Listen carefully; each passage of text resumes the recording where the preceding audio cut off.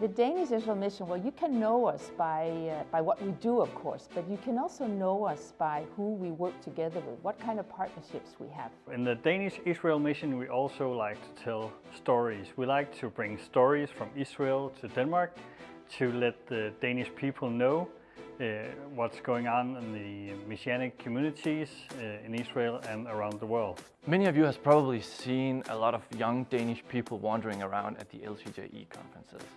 I'm proud to be a part of that group and a part of an organization investing so much time, energy and resources in the next generation to reach the Jewish people with the gospel. We like to challenge and inspire the perception of Israel and of the Jewish people, but we also like to let people know of the diversity of God's mission to the Jewish people.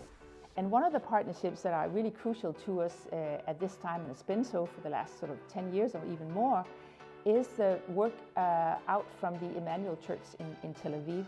The idea is there to strengthen local congregations, to help create homes for new believers, but also for people that come visit the country. I'm also happy to see that in our youth department we see young people being eager to enter our work and to be a part of reaching out to the Jewish people and to be a part of our work here in Denmark.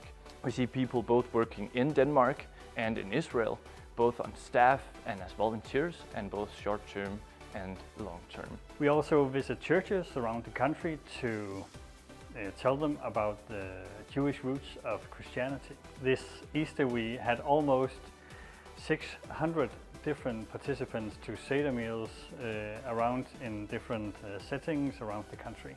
Another thing I'd like to mention is our involvement with the student work.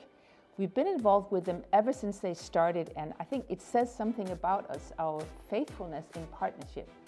It also says something about us when you look at what the student work is. It brings together the next generation, and it brings together both Arab and Hebrew-speaking students, and reconciliation is an important part of that. I'm also happy to see that a lot of Danish people are increasingly interested in reaching out to the Jewish community in Copenhagen in Denmark, and I'm excited to see what the future will bring for that. The biggest challenge right now is that there is almost a majority in the Danish parliament to pass a law that would make circumcision illegal.